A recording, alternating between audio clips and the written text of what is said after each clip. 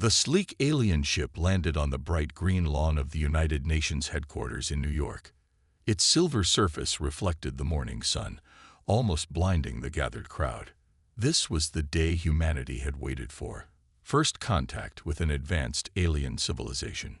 Captain James Walker stood at attention behind the world leaders. His blue uniform was perfectly pressed, his face a mask of calm. But inside, his heart raced. After 20 years in Earth's Defense Force, he knew that first meetings were the most dangerous. As the ship's door opened with a soft hiss, he placed his hand on his holstered gun. 7 tall, thin aliens walked out. Their skin was pale blue, and they had large eyes that took in everything. The tallest one wore a gold robe and stepped forward.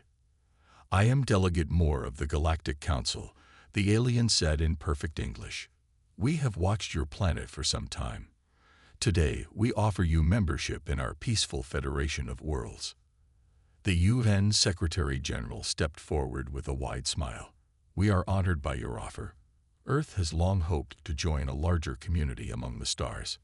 Walker watched the aliens carefully. Something in their eyes didn't match their friendly words. He had seen that look before, in the eyes of men who thought they were superior. After the public welcome, the real meeting began inside the UN building. Walker was invited as Earth's military representative. The room was large, with a round table where human and alien leaders sat together. Delegate Moore displayed a hologram of the galaxy. Thousands of stars lit up, showing the vast reach of the Galactic Council. "For 10,000 years, we have kept peace," Moore said. "All members follow our rules and enjoy our protection. To join us, Earth must meet certain conditions." Walker did not like the pause before conditions. He sat up straighter as Moore continued. "First, Earth must reduce its military by 90%. No single planet needs so many weapons." The Secretary-General frowned. "That's a significant reduction, but we could discuss a gradual." "Second," Moore interrupted, "Earth will have colonial status for 200 years. During this time, you will learn our ways before full membership is granted." Colonial status. Walker couldn't stay silent any longer. "That means we have no vote in council matters." Moore's large eyes turned to Walker. "Correct. You would be under the guidance of a more advanced race, for your own good. The Proxima Centauri system would serve as your mentors." Walker had studied the data from Earth's deep space probes. The same Proxima Centauri whose 3 planets all mine resources for council worlds. Those mentors. A thin smile appeared on Moore's face. "You are well informed, Captain." "Yes, they have found their place in our economy." "You mean as your servants," Walker said flatly. The room grew tense. The Secretary-General shot Walker a warning look. "Captain Walker," Moore said, "humanity is young and aggressive. Your history is filled with war. The Council's approach has brought peace to 1,000 worlds. Would you prefer to stay alone and primitive?" Walker stood up. "We've fought our wars, yes, but we've also fought against those who would take our freedom. Earth has a long history of resisting empires that arrive with talk of helping the natives while taking their resources." "James," the Secretary-General warned, "remember your place." "My place is defending Earth," Walker replied. "And these aren't terms for membership. They're terms for surrender." Moore's eyes narrowed. "We offer you the stars, Captain. Without our help, you will remain trapped in this small system for centuries." "We'll get to the stars on our own terms," Walker said. "Humans have gone from horse carts to space stations in 200 years. Imagine what we'll do in the next 200. Moore stood up, suddenly seeming much taller. "Your pride will be your downfall. Many species have rejected our first offer. All have accepted eventually, often after difficult lessons." The Secretary-General quickly cut in. "Please forgive Captain Walker's directness. We need time to consider your generous offer. Perhaps we could reconvene in 6 months." Moore nodded. 6 months. We will return for your answer." He looked directly at Walker. "Consider carefully, humans. The galaxy can be welcoming, or very hostile." After the aliens left, Walker was called to the Secretary General's office. "You may have just ruined our first contact, Captain," the Secretary General said angrily. "With respect, sir, you heard their terms. They want to strip our defenses and control our resources. That's not an alliance. It's a takeover." Walker's secure phone buzzed. He answered, listened, and his face darkened. "What is it?" asked the Secretary General. Walker showed him the video from a military satellite. It showed a human research ship near Jupiter, suddenly exploding as a larger alien vessel fired upon it. The time-stamp showed it happened during their meeting. "They were sending a message," Walker said quietly. "Submit or be destroyed."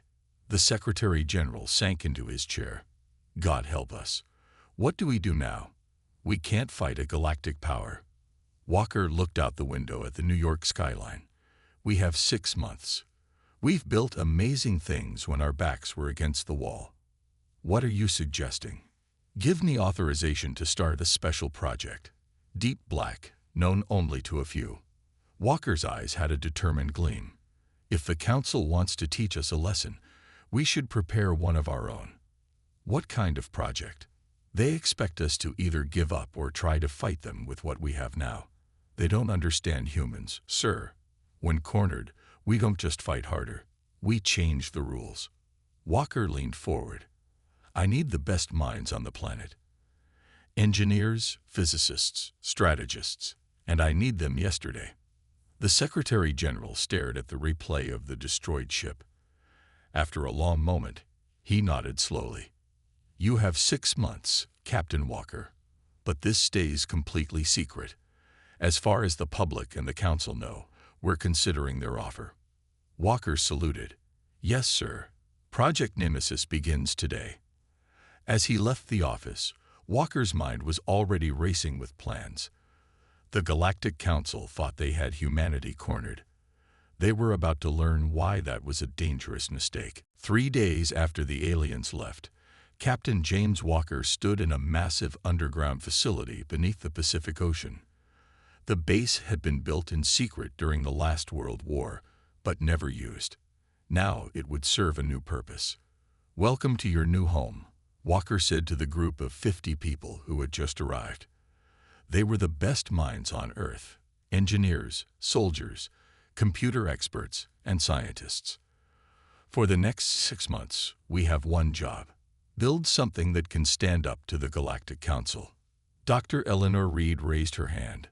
She was a small woman with short brown hair and intense eyes. "Captain, I've studied the video of their ships. Their technology is centuries ahead of ours. How can we possibly catch up in 6 months?" Walker walked to a large metal container in the center of the room. "Because we have this." He pressed his hand to the scanner, and the container opened with a hiss. Inside was a twisted piece of metal with strange writing on it. 10 years ago, a small alien scout ship crashed in the Arctic. We kept it secret and studied it. We've learned some of their tech, but not enough."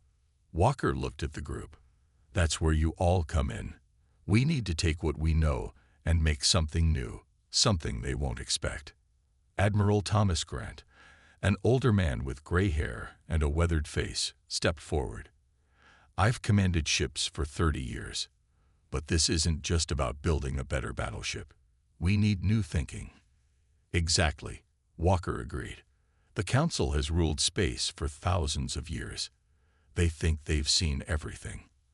Our advantage is that we're unpredictable." Over the next weeks, the team worked day and night. The facility became a hive of activity, with different groups tackling different problems. Dr. Reed led the engine team. She studied the alien metal for days, barely sleeping. One morning, Walker found her staring at a cup of coffee, eyes wide with excitement. "I've got it," she said, pulling him to her computer. "Look at how the alien metal reacts to electricity. It doesn't just conduct it. It amplifies it somehow. If we build engines with this principle, we could move faster than anything in their fleet." In another section, Admiral Grant worked with military experts to plan how the ship would fight. "The Council ships are big and powerful, but they're designed to intimidate," he explained to Walker. Their weapons are meant for planets and large targets. We need to be fast and hit precisely. Walker watched as the team created new weapons that used Earth's unique understanding of physics. While the Council used energy beams, the human team developed missiles that could change direction in space and projectiles that carried special payloads. But the biggest breakthrough came from an unexpected place. Lisa Brown, a young computer scientist, discovered something strange when studying the alien computer systems. Their AI is very advanced, she told Walker one day, but it's also very predictable. It follows strict rules. She showed him simulations where the alien systems always responded the same way to threats. They don't adapt well to chaos. And humans are nothing if not chaotic, Walker said with a smile. Lisa nodded eagerly. Exactly. I've been working on a new kind of ship control system. It combines AI with human thought patterns. She demonstrated by putting on a headset connected to a computer. On the screen, a virtual ship moved through space, responding to her thoughts faster than any manual control could. The system learns how humans think and anticipates our decisions, she explained. No alien eye would understand the patterns because they don't think like us. As the project progressed, news arrived that Council probe ships had been spotted near Pluto. They were watching, studying Earth's defenses. Walker increased security and pushed the team harder. Not everyone believed in the project. 5 months in, Walker was called to a video meeting with the World Security Council. "Captain, we've reviewed your progress," said Councilman Peters, a tall man with a stern face. "The resources going into Project Nemesis are enormous. Many believe we should negotiate with the Council instead." "Negotiate from weakness?" Walker asked. "They destroyed one of our ships to show their power. What kind of terms do you think they'll offer?" "Perhaps better ones than extinction," Peters replied. "If we resist and fail, they might decide humanity is too dangerous to exist." Walker leaned forward. "Throughout history, freedom has required risk. If we surrender without trying, we don't deserve to reach the stars." The meeting ended without resolution, but Walker was allowed to continue. In the final month, the ship began to take shape.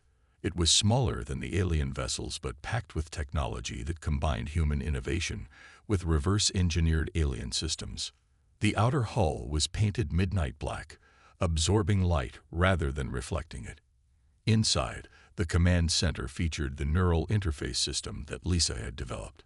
Dr. Reed's engines were installed, capable of speeds that would have been considered impossible a year ago.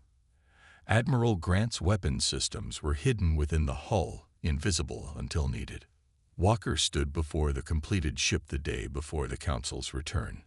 The crew of 100 had been chosen from the best pilots and soldiers on Earth. "Tomorrow," he told them, "the Council comes back expecting our surrender. They think humans are just another species to add to their collection." He placed his hand on the ship's cool metal surface. "This ship is called Nemesis. In ancient Earth stories, Nemesis was the force that punished those who showed arrogance before the gods." Dr. Reed stepped forward. "Captain, the neural systems are fully online. We've tested everything twice. She's ready." Walker nodded. "Then let's make sure we are too. Tomorrow, we show the galaxy what happens when you corner humanity." As the crew prepared for their positions, Walker took a moment alone in the ship's bridge. Through the viewport, he could see Earth's oceans above the underwater base.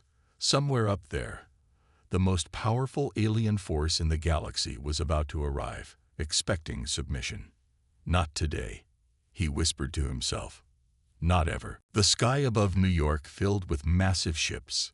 50 of them, each larger than the biggest human aircraft carrier, moved slowly into position. Their silver hulls reflected the sunlight, making them shine like new coins in the blue sky. People in the streets below pointed and stared. Some ran in fear, while others took pictures with their phones.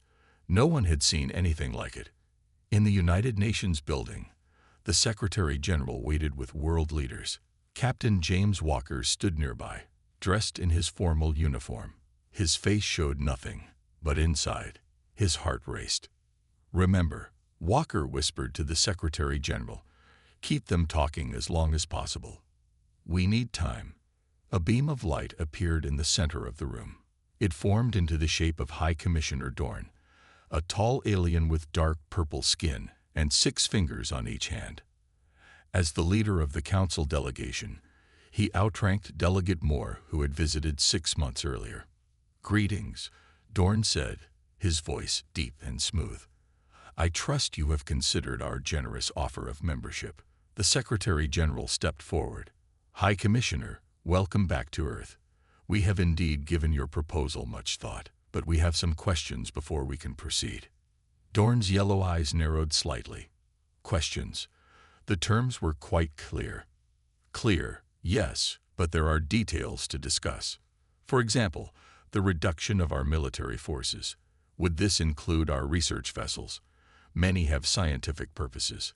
All vessels with any military capability must be dismantled," Dorn said flatly. "This is non-negotiable." The meeting continued this way for an hour. The Earth representatives asked careful questions while Dorn grew more impatient. Walker watched, saying nothing, waiting for the right moment. Finally, Dorn raised his hand to stop the discussion. "Enough delays. Your questions suggest resistance to our terms. This is unwise." He touched a device on his wrist, and a hologram appeared, showing the Council fleet positioned around Earth. "Perhaps you need to understand your situation more clearly," Dorn said. "Your planet is surrounded. You have no defenses capable of resisting even one of our ships. I ask one final time. Do you accept the Council's protection and guidance?" Walker stepped forward. "Before we answer, High Commissioner, we'd like to show you something Earth has developed recently." Dorn looked annoyed. "Some primitive technology will not change your circumstances, Captain." Walker smiled slightly and touched his own wrist device. "Maybe not, but we think you'll find this interesting." Beneath the Pacific Ocean, the hidden base opened its massive underwater doors. The Nemesis rose slowly through the water, its black hull absorbing rather than reflecting light. As it broke the surface, water cascaded off its sleek form. It was smaller than the Council ships, only about 1/3 their size, but its design was unlike anything humans had built before. The ship rose into the air without any visible engines, silent and graceful. It moved toward New York at incredible speed, arriving within minutes. It hovered directly between the UN building and the largest Council ship. In the meeting room, Walker displayed a hologram showing the Nemesis. "High Commissioner, allow me to introduce Earth's newest vessel." Dorn stared at the image, then laughed. "This is your response. One small ship. It is admirable that you built this so quickly, but it is nothing compared to our fleet." "Size isn't everything," Walker said calmly. "Perhaps a demonstration." Before Dorn could respond, Walker gave an order through his communicator. On the Nemesis, Dr. Reed activated the ship's special shields. A faint blue glow surrounded the vessel. "Scan it," Walker suggested. Dorn touched his device again, frowning. "Your ship is interfering with our sensors. This is unexpected, but not impressive. Then perhaps this will get your attention." Walker nodded to Admiral Grant, who was commanding the Nemesis. The black ship moved suddenly, faster than any Council vessel could track. It positioned itself beside one of the smallest Council ships and fired a precision beam. The beam struck the Council ship's engine section. There was no explosion, no destruction. But the Council ship's lights flickered and went dark. It began to drift, powerless. Dorn's yellow eyes widened in shock. "Impossible. How did you disable one of our ships?" "That was a warning shot," Walker explained. "We could have destroyed it, but that's not our goal." The Secretary General stepped forward again. "High Commissioner, Earth wishes to join the Galactic Council. But we will join as equals, not as servants. We propose new terms." Dorn's shocked expression hardened into anger. "You dare to dictate terms to the Council? One lucky shot does not change the balance of power. We have 50 ships. You have one." Walker smiled. "True, but we've been monitoring your communications. We know the Council isn't as united as you pretend. 3 of your member species are on the verge of rebellion. Others question the old ways. This was a guess based on intercepted messages they hadn't fully translated, but Dorn's reaction confirmed it was correct. The alien's purple skin darkened with anger. This is outrageous. You will pay for this insolence. Dorn touched his device, giving commands to his fleet. Destroy their ship. Now. The Council fleet moved into attack formation. Energy weapons charged, targeting the Nemesis. But the black ship was already moving. What happened next would be studied in military academies for generations. The Nemesis moved in ways that should have been impossible, avoiding every shot. Its neural interface, guided by Lisa Brown and a team of pilots, anticipated the Council's attack patterns before they happened. When the Nemesis fired back, its shots were precise and devastating. It targeted weapons and engines, deliberately avoiding areas that would cause ships to explode. Within 5 minutes, 10 Council ships hung dead in space. The rest had scattered, unable to coordinate against the unpredictable human vessel. In the UN building, Dorn watched in horror as his fleet fell into chaos. "This is impossible," he whispered. "No species has ever." "How did you?" Walker stood tall.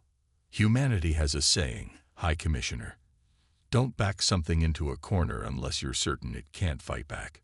You threatened our freedom, so we did what humans have always done. We innovated." The Secretary General placed a data tablet on the table. "Our terms are simple. Earth joins the Council as a full member immediately.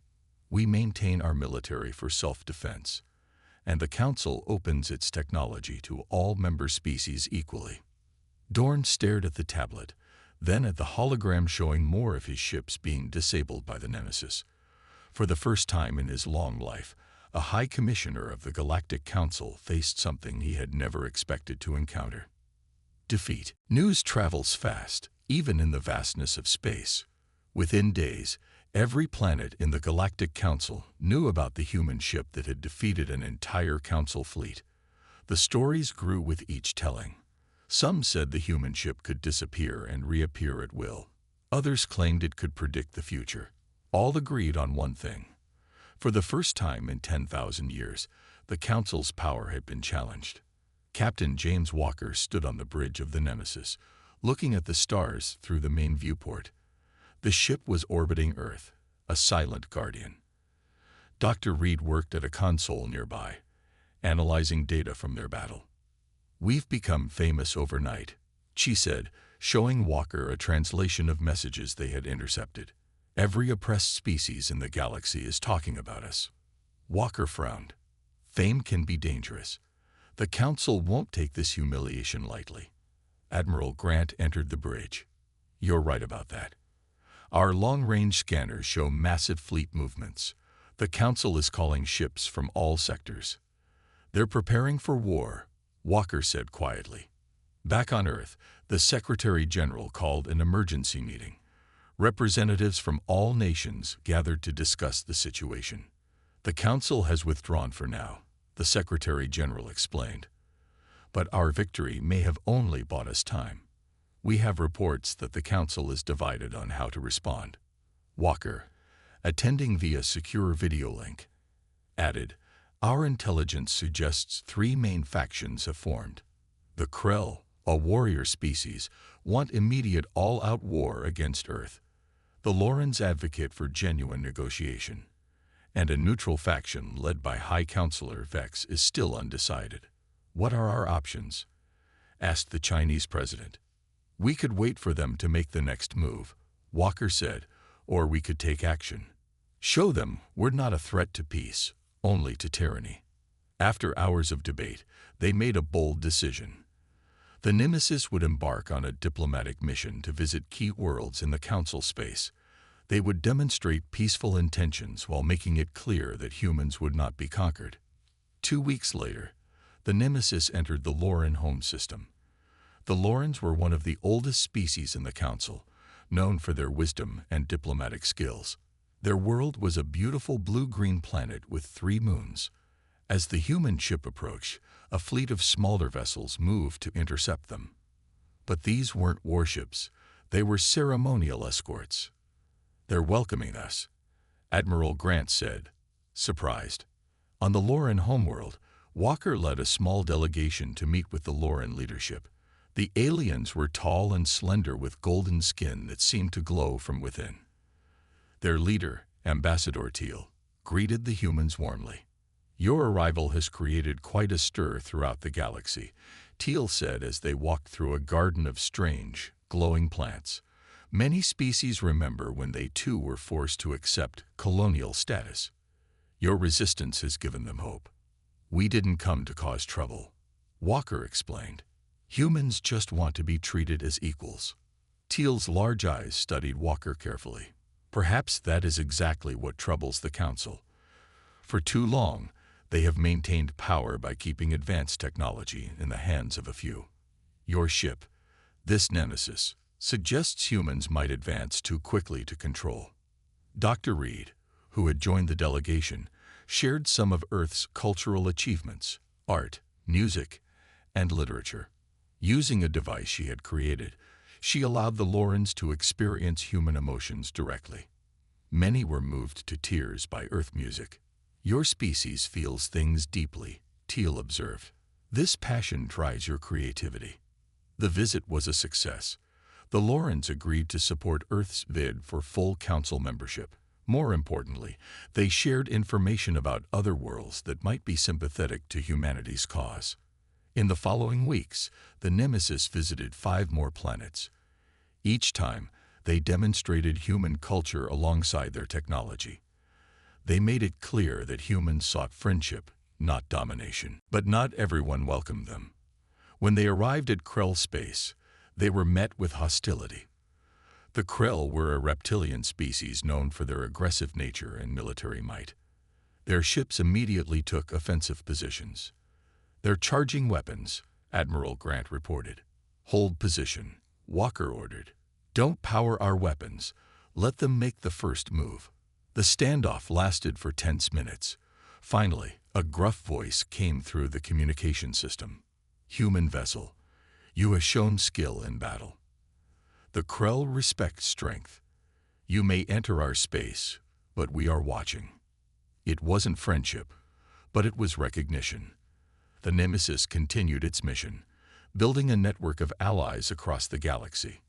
Meanwhile, on a distant world hidden behind a red nebula, the Krell military leadership met in secret. General Zork, a battle-scarred veteran, addressed his commanders. "While the humans play diplomat, we prepare for war," he growled. "Their ship is impressive, but it is only one vessel. The Council has ruled for 10,000 years. We will not be undone by primitives." He revealed their plan, a surprise attack not on the Nemesis, but on Earth itself. Without its defender, the planet would be vulnerable. "The human homeworld will fall," Zork promised, "and the galaxy will remember why the Council is to be feared."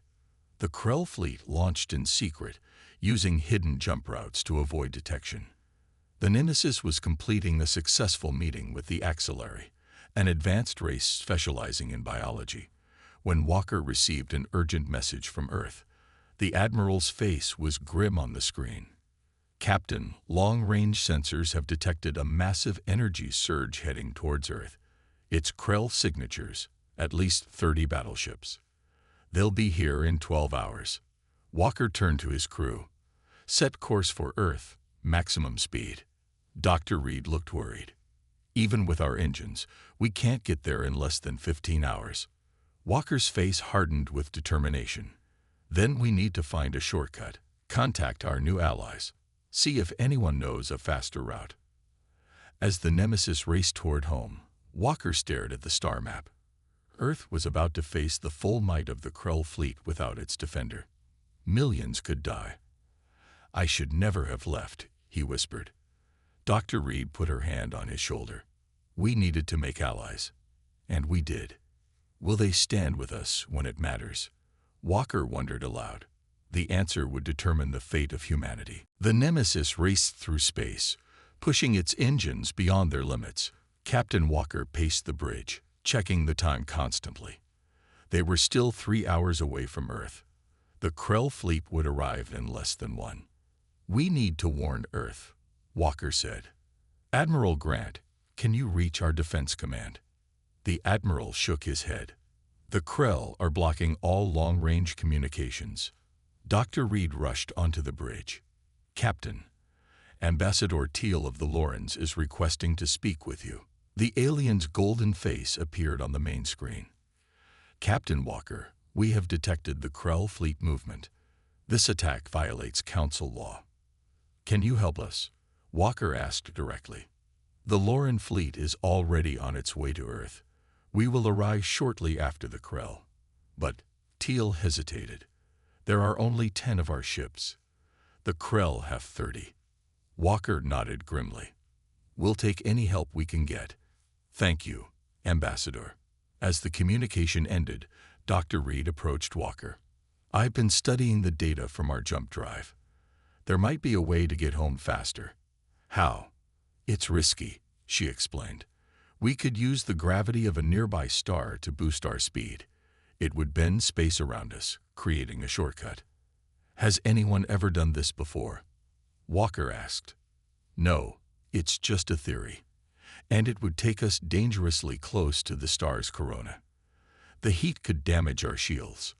Walker looked at the ship's clock again. Earth had less than 30 minutes now. "Do it."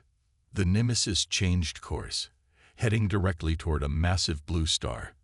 As they approached, the heat alarms began to sound.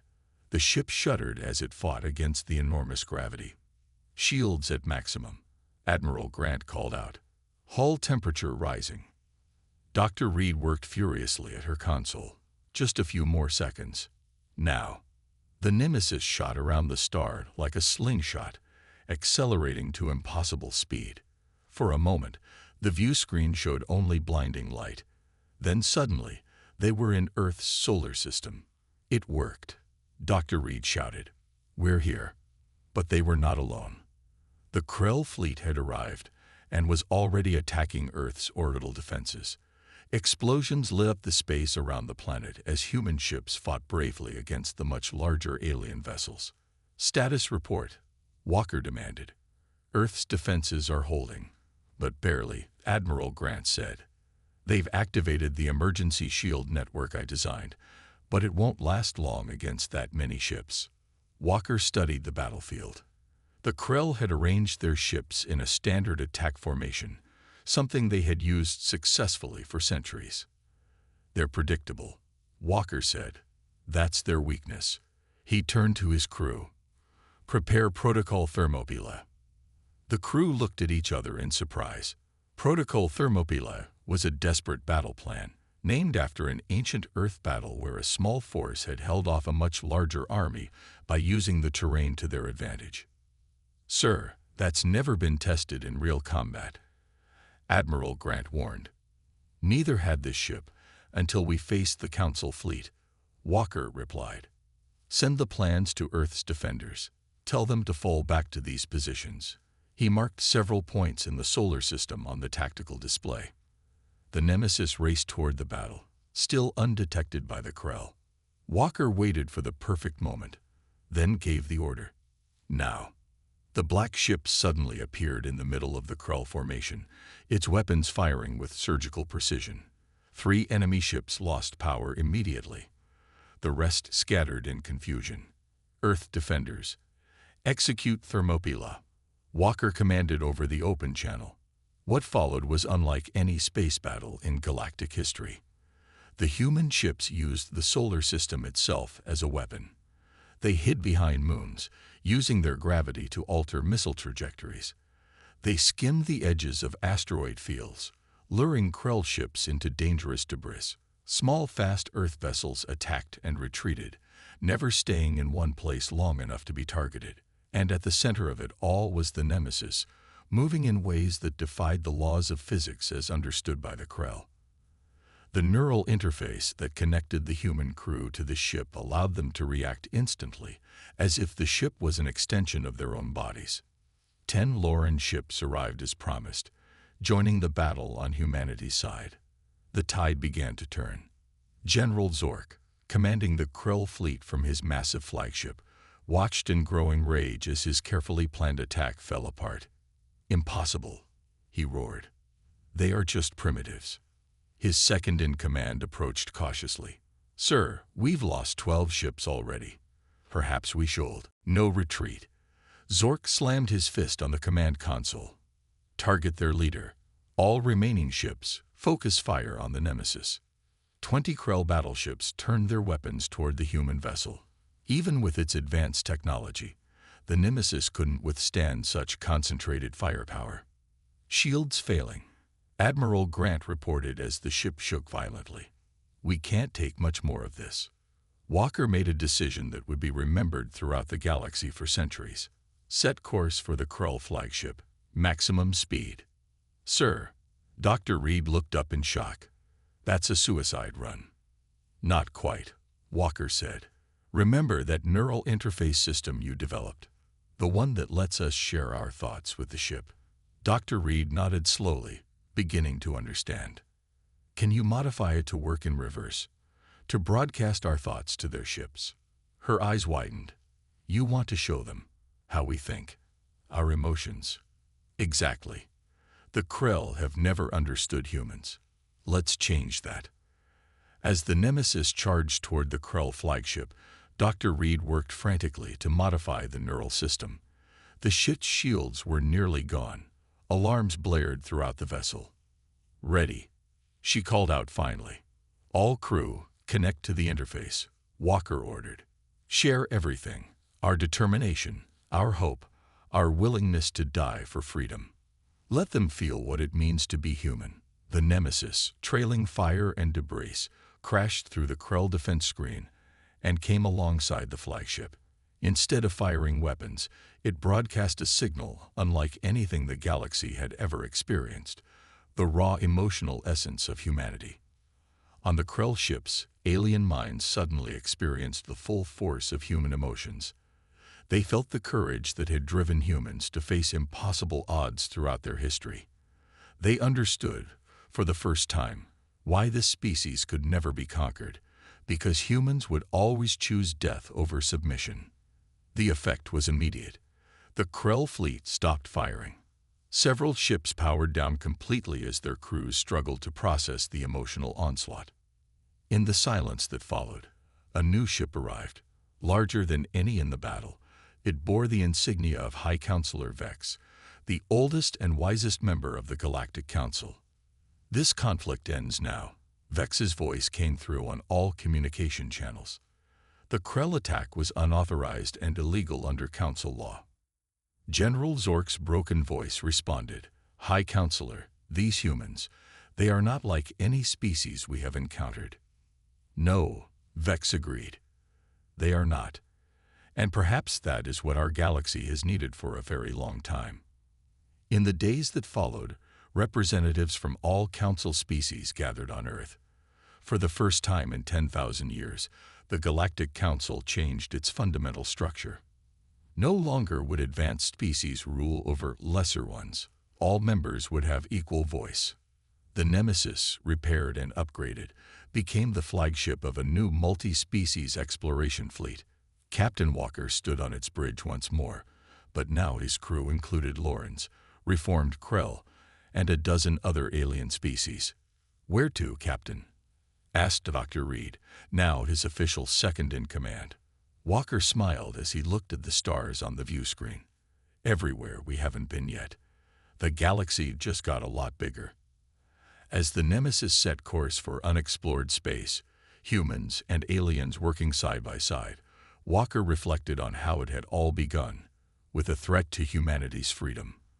The ship that had been built for war had become something else entirely, a symbol of what different species could accomplish together. The Galactic Council's worst nightmare had become the galaxy's greatest hope.